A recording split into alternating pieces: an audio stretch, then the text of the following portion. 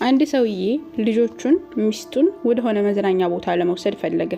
ጎረቤቱን ሲወዳት ስለነበረ ሂጂና ጎረቤትሽን አብረን ከኛ ጋር እንዝናና ብለሽ ንገሪያት ይላታል፣ ለሚስቱ ማለት ነው። ሚስቱን ደግሞ ይዋህ ስለነበረች ሄደችና ጎረቤቷን ብቻሽን ከምትሆኚ ባሌ ወደ መዝናኛ ቦታ ሊወስደን ስለሆነ እኔና ልጆችን አብረን እንሄድ፣ ከዛ ዘና ብለን እንመጣለን ትላታለች። ከዛ በኋላ እሺ ብላ ያቺ ጎረቤት ደግሞ እሺ ብላ ለባብሳ ምናምን ሄደች ከነሱ ጋር። እየሄዱ እያለ ወደ ሆነ በረሃ ቦታ ወሰዳቸው። ከዛ በኋላ የሆነ መዝናኛ ነገር የሚመስል ማለት ነው ይወስዳቸውና ሚስቱን ይዛ ሄደሽ ናአና ለቅመሽ ነይ ይላታል። እዛ በቀሩቅ ቦታ ማለት ነው። ከዛ በኋላ ልጆቹን ደግሞ በዛ ሄዳችሁ ተጫውታችሁ ነው ሄዱ ተጫውቱ፣ በዛ በጣም ምርጥ መጫወቻ ያለ ይላቸዋል። ከዛ ልጆቹም ሄዱ፣ ሚስቲቱም ሄደች። ከዛ በኋላ ይቺን ሴትዮ ማለትም ጎረቤቷን ማለት ነው ምን ይላታል? ብር ልስጥሽና ዝሙት እንስራ ይላታል። ከዛ በኋላ ሴትዮዋ በጣም እንደነገጠች እንደዚህ እንዴት ታደርጋለች? ሚስት ያለህ ነው፣ በዛ ላይ ደግሞ አላህን አትፈራም ወይ ምናምን ብላ በጣም ብዙ ነገራቶች አለችው። ከዛ በኋላ ብር ልስጥሽ ይላታል። ብር ልስጥሽ እኔ በብር አልሸጥም ምናምን ብላ እምቢ ስትለው ብዙ ብር ይሰጣታል። 100 200 300 400 ብዙ ሺህ ብር ለመስጠት ይሞክራል። ከዛ በኋላ እሷም እምቢ ትላለች። እምቢ በምትለው ጊዜ ግን አስገድዶ ሊደፍር ሞከረ። ከዛ በኋላ ሲታገሉ ተጮኸች። እሷ በምትጮህ ጊዜ የሆነ እረኛ ይመጣል። የሆነ እረኛ መጣና ምን አለው? እዚህ በብር ወይም ደግሞ እሷን አስገድዶ ለመድፈር ከመሞከር ከዛ አንዲት ናአና የምትለቅማለች፣ እሷ በነፃ እንደፈለክ ማድረግ ትችላለህ፣ እሷ ጋር አሁን እኔ ተኝቼ ነው የመጣሁት ይለዋል ሰውየው። ያቺ ሴትዮ ምን ናት? የዚህ ሰውዬ ሚስቱ።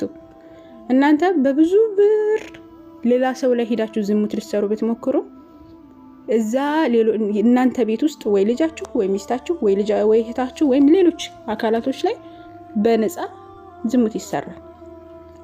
ሰው የዘራውን ነው የሚያጭደው። ጌታችን ሰው የዘራውን ያጭዳል። ዝሙት ምናልባት እናንተ በ5 ሳንቲም ማነው በብዙ ሚሊዮን ሰርታችሁ ሊሆን ይችላል። በ5 ሳንቲም ወይም ደግሞ በነፃ ከእናንተ ቤት ዝሙት ይሰራል። ያለ ምንም ጥርጥር ማለት ነውና ጥንቃቄ ይፈልጋል። ለሰው ከዚህ ታሪክ ብዙ ይማራን ብዬ አስባለሁኝ። በሰው እናቶች ላይ፣ በሰው ልጆች ላይ፣ በሰው ሚስቶች ላይ፣ በሰው እህቶች ላይ የምትቀልዱ ሰዎች ከዚህ ተማሩ። እናንተ በድብቅ የተለያዩ እህቶችን ብታባልጉ፣ የተለያዩ እናቶችን ሚስቶች የተለያዩ ብታባልጉ ነገ ከእናንተ ቤት ይመጣል ያለምንም ጥርጥር ማለት ነው። ስለዚህ ጥንቃቄ አድርጉ። ቁርአንና ሐዲስ ዝሙትን እንድንርቅ በጣም ብዙ አጥሮችን አድርጎልናል። ያንን እስኪ በተወሰነ መልኩ እንመልከት። ዝሙት አደጋዎቹ በጣም ከባድ እንደመሆናቸው መጠን ቁርአንና ሐዲስ ስለዚህ በጣም አበክሮና አስጠንቅቆ ነው የሚነግረን። የመጀመሪያው ዝሙት ያለህን ቁጣ ያመጣል፣ በዱንያ ላይም ሆነ በአኺራም ላይ። ዱንያ ላይ ዝሙት ሰርቶ ወይም ደግሞ ባለትዳር ሳይሆን ዝሙት የሰራ 100 ግርፋት አለው። 100 ግርፋት ሴቱም ወንዱም ማለት ነው ይገረፋሉ። እንደዚሁም ደግሞ ባለትዳር ሆኖ ከሰራ ደግሞ ቀጥታ ግድያ ነው። ይዘና አምላካችን አላህ Subhanahu Wa Ta'ala ይሄንን በሱረቱል በቀራ በሱረቱል ኑር ቁጥር 2 ላይ ይናገራል። ዝሙተኛ ምን እንደሆነ ቅጣቱ ማለት ያላህ መልእክተኛ ማለት ሰላቱ ሰላም አንድ ሰው ዝሙት ከሰራ ይገደል ብለው ተናግረዋል። ስለዚህ ዝሙት በጣም ትልቅ የሆነ ቅጣትን ያመጣብናል ማለት ነው። ሁለተኛው ደግሞ ዝሙት የቀብር ቅጣት ራሱ አለው። ያላህ መልእክተኛ አለይሂ ሰላቱ ሰላም ዛሬ 2 ሰዎች ወደነ መጥተው አየሁኝ፣ ይዘውኝ ወጡ፣ ከነርሱ ጋር ተጓዝኩ። እንደ ምድጃ ባለ ግንብ ወይም ደግሞ በሚቀጣጠል እሳት ውስጥ ማለት ነው። ላዩ ጠባብ ታቹ ሰፊ፣ ከስሩ እሳት ይቀጣጠላል አሉ። በውስጡ ርቃን የሆኑ ወንዶችና ሴቶች እሳት ውስጥ ይተረማመሳሉ አሉ ያላህ መልእክተኛ አለይሂ ሰላቱ ሰላም። ሊወጡ ሲሞክሩ ይሄ እንትኑ ይጣብባቸውና ወደ ታች ይመለሳሉ። ወደ ላይ ወጥተው ከዛ በኋላ መሽንቅልቅ ብለው ወደ ታች ይወርዳሉ አሉ ያላህ መልእክተኛ አለይሂ ሰላቱ ሰላም። ከዛ በኋላ ምን አሉ? እነማን ናቸው እነዚህ ብዬ 2 ሰዎች ስጠይቅ እነዚህ ዝሙተኞች ናቸው ብለው እነዛ 2 ሰዎች መለሱልኝ ብለው ያላህ መልእክተኛ አለይሂ ሰላቱ ሰላም ተናግረዋል። ስለዚህ ከዝሙት ልንጠነቀቅ ይገባል። የራህማን ባሪያዎች ምሳሌ ዝሙት የሚሰሩ ሰዎች አይደለም። الرحمن ባሪያ ብሎ አምላካችን የራህማን ባሪያዎች ብሎ ሱረቱል ፉርቃን ላይ የገለጻቸው አንዱ ባህሪያቸው ምንድነው? ዝሙትን አይሰሩም ነው። ወለዚነ لا يدعون مع الله إلها آخر። በነገራችን ላይ ዝሙት መስራት ከሰው መግደል ጋር ከሽርክ ጋር ከተላለቅ ወንጀሎች ጋር ነው አብሮ የተቀመጠው። ወለዚነ لا يدعون مع الله إلها آخر አለ። ካላህ ጋር ሌሎች አማልክትን የማይጠሩ ናቸው አለ የራህማን ባሪያዎች ማለት ነው። ولا يقتلون النفس ነፍስን የማይገሉ ናቸው አለ። التي حرم الله إلا بالحق الله حرام ያደረጋትን ነፍስ ያለ ህግ የማይገሉት ናቸው ካለ በኋላ ወላ ይዝኑና ዝሙትን የማይሰሩ ናቸው አለ። ግልጽ ነው። የረህማን ባሮች ምሳሌ እነዚህ ነው። ወመን يفعل ذلك ይህንን የሚሰራ يلقى أثما ትልቅ ወንጀል ሰርቷን ይሄ ሰውዬ يضاعف له العذاب يوم القيامة የቂያማ ቀን ደግሞ ይሄ ስራው በጣም ይሄ መጥፎ ስራው የተደራረበ ይሆንበታል።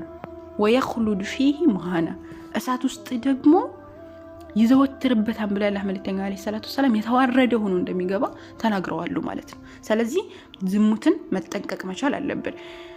አላህ አዘወጀል ዝሙትን አትስሩ አይደለም ያለው አትቅረቡ ማለትም አትስሩ ብቻ ሳይሆን አትቅረቡ ነው። ወደዛ መንገዱን ራሱ ከልክሏል። ወላ ተቅረቡ ዚና ነው ያለው። ዝሙትን አትቅረቡ ኢነሁ ካነ ፋሂሸተን ወሰአ ሰቢላ ዝሙትን አትቅረቡ እሱ አጸያፊና መንገድነቱ የከፋ ነውና ያለ አምላካችን አላህ አዘወጀል ይናገራል።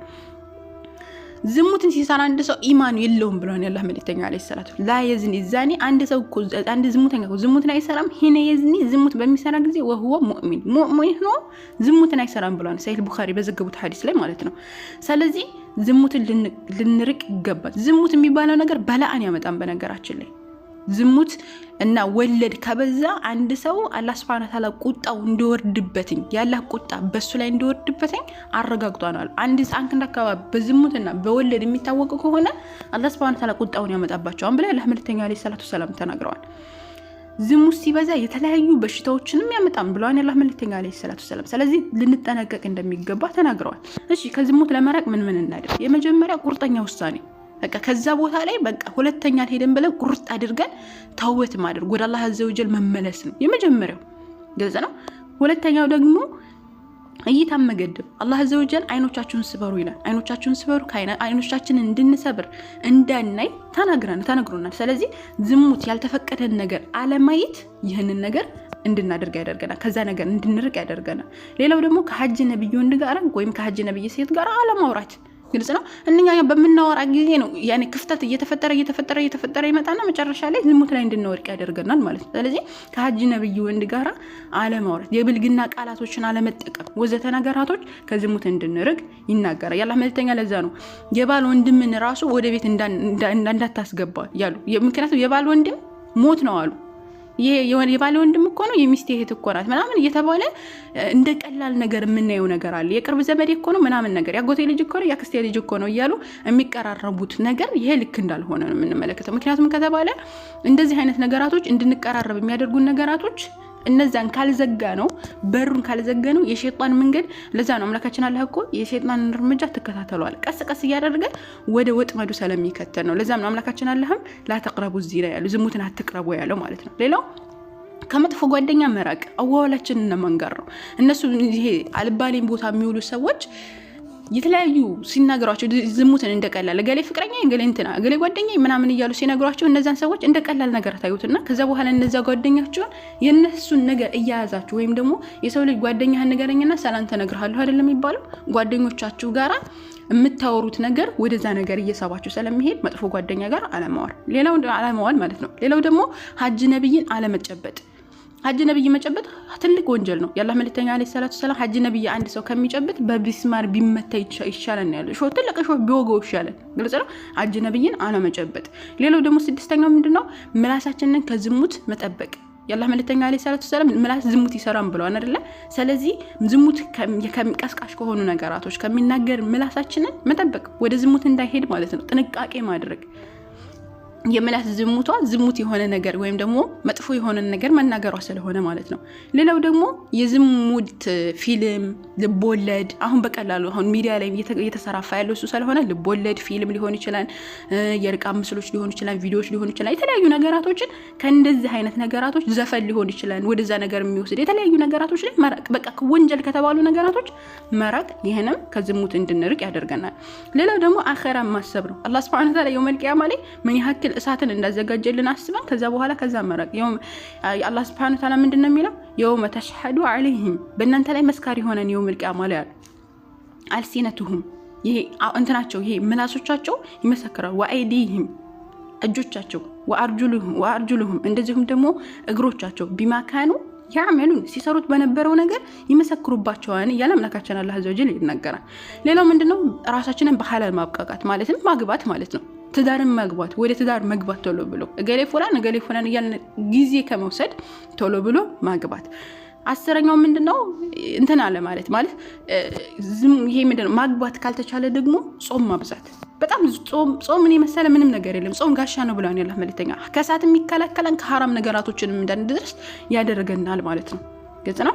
ስለዚህ በምንችለው አቅም ከዝሙት መራቅ፣ የዝሙትን አደገኝነት የየውመል ቂያማ ላይ የሚያስገኘን ከሳት ውስጥ መግባት፣ የቀብሩን ቅጣት፣ እያንዳንዱ ነገር ዱንያ ላይ ራሱ ሸሪዓ በሚተዳደርበት ሀገር ላይ ብንሆን እስከ መገደል የሚያስደርሰን ነገር ስለሆነ ከዚህ አደገኛ በሽታ መራቅ ነው ብዬ አስባለሁ። አላህ ይحفظكم። ወሰላሙ አለይኩም።